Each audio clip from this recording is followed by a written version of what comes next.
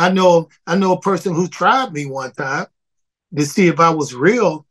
And what was it? Was it Buddy Harley? Bob Holly. Bob, yeah, Bob Harley, right? That's the tall one with the blonde hair, right? Yeah, yeah, The yeah. one who was the enforcer up there, right? Yeah. Boy, I did not like that dude, boy. Cool. Well, you've got to tell us the story of that then. Oh man, you know what? When I first met him, I didn't. He was always nice to me, really nice to me, but he kind of mean too, you know. But I never had a problem with him. I started hearing things about him. Right before I started doing the commentary, they sent me to Kentucky to where they had the wrestling school at Ohio Valley. So they sent me there, and Bob was down there. He would come in and work with the kids sometimes. But it was one kid came in and they worked a match. Man, I've never seen somebody beat a person up in the wrestling ring like he beat this kid up, guy up. I mean, he beat the hell out of him. Then when it would beat him, I mean, he beat him up.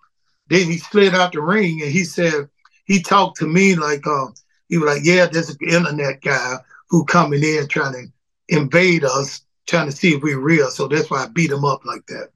Wow. He beat the hell out that guy, man. Mm-hmm. Then the guy came up to me, busted open, and he was like, man, I thought the business was for me. It's not for me. And I was like, well, don't let one person, you know, turn you away from something if it's a dream. So we had a little conversation. He went his way. So I kind of knew what I was in for with him, but he had never said anything to me bad, you know. And then I started hearing stories how you know, he was the backstage enforcer. So anyway, once I left commentary and I started doing the wrestling, we were at a match, a dark match. So me and Chuck Palumbo were playing in the back. Chuck and I were playing in the back, and I was sitting down, and Chuck was like standing over me, like, hey, you can't kick me from there. And he was just playing. We just playing around because Chuck and I go all the way back to, like I said, WCW. He said, you can't do that. And I said, all right, all I got to do is do this. We just joking around. Now, sitting on the end was Bob.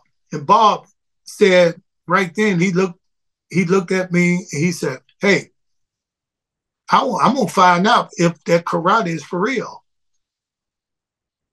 Then Chuck was standing in front of me. Then I looked at him. I said, what you mean? He said, I want to see if all that karate stuff will work. So I looked at Chuck. I said, Chuck, you a friend of his, right? You about to tell him something. Because if he don't believe it, come on down here. I said, don't let this smile fool you. Come on down here and try me. Come on and try me. He was a couple of seats away. He was sitting down. And he had a look on his face like, I really want to. Bro, I'm a weapon. No lie.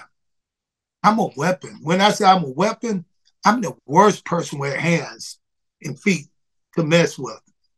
There's not a karate guy in the world, MMA, karate combat. I'm a real weapon. I've studied for almost 30 years how to be a weapon. I can use every part of my body to destroy somebody if I want to. Now, here I am faced with a guy who think he want to find out what I'm all about. My advice was to him, don't try it. But if you do, come on, here go the invitation.